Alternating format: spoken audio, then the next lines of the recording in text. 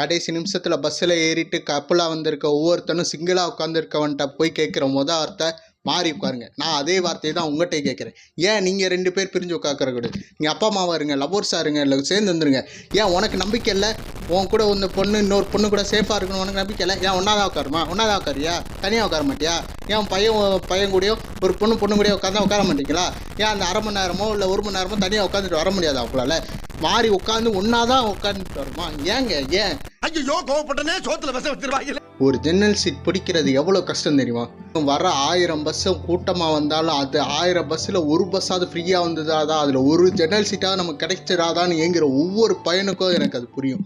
அப்படியே பிடிச்சி உட்காந்துட்டோம்னா அது அதோட முடியாது. நம்ம பக்கத்தில் எவனாவது உட்காருவானான்னு பார்த்தா நம்ம இளவுக்கு ஒரு நாய் நம்ம பக்கத்தில் வந்து உட்காருது.